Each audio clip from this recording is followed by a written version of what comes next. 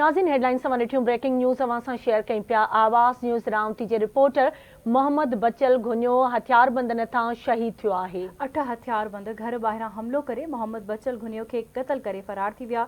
लाश जो उबावड़ो जे अस्पताल में शुरुआती पोस्टमार्टम। डॉक्टरनि मूजिब शहीद सहाफ़ीअ खे 3 गोलियूं लॻल आहिनि। भाउ ॾोहारियुनि ऐं बासरनि ख़िलाफ़ लिखंदो हो, उन करे खेसि क़त्ल कयो वियो।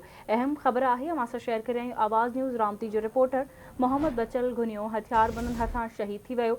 8 हथियारबंद घर ॿाहिरां हमलो करे मोहम्मद बचल घुनियो खे क़त्ल करे फरार थी विया। लाश जो उबावड़ो जे अस्पताल में शुरुआती पोस्टमार्टम। डॉक्टरनि मूजिब शहीद सहाफ़ीअ खे 3 गोलियूं लॻल आहिनि। भाउ ॾोहारियुनि ऐं बासरनि ख़िलाफ़ लिखंदो हो, उन करे खेसि क़त्ल कयो वियो आहे।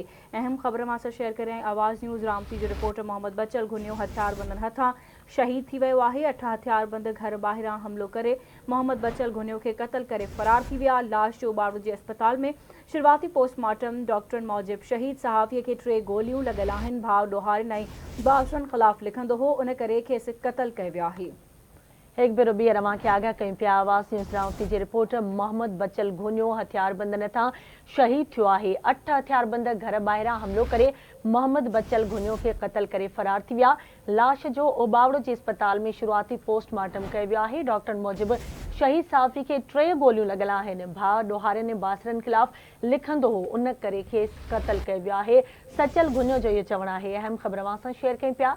आवाज़ न्यूज़ रावंती जे रिपोर्टर मोहम्मद बचल घुनियो हथियारबंदनि तां शहीद थियो आहे। 8 हथियारबंद घर ॿाहिरां हमलो करे मोहम्मद बचल घुनियो खे क़त्ल करे फरार थी विया। लाश जो उबावड़ो जे अस्पताल में शुरुआती पोस्टमार्टम कयो वियो आहे। डॉक्टरनि मूजिब शहीद सहाफ़ी खे 3 गोलियूं लॻल आहिनि। भाउ ॾोहारियुनि ऐं बासरनि ख़िलाफ़ लिखंदो हो, उन करे खेसि क़त्ल कयो वियो आहे।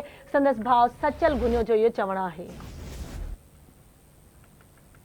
एक भेरो ॿीहर अवां खे अहम ख़बर खां आगाह करे रही आवाज़ न्यूज़ रावंती जो रिपोर्टर मोहम्मद बचल घुनियो हथियारबंदनि हथां शहीद थी वियो आहे। 8 हथियारबंद घर ॿाहिरां हमलो करे मोहम्मद बचल घुनियो खे क़त्ल करे फरार थी विया। लाश जो उबावड़ो जे अस्पताल में शुरुआती पोस्टमार्टम। डॉक्टरनि मूजिब शहीद सहाफ़ीअ खे 3 गोलियूं लॻल आहिनि। भाउ ॾोहारियुनि ऐं बासरनि ख़िलाफ़ लिखंदो हो, उन करे खेसि क़त्ल कयो वियो आहे।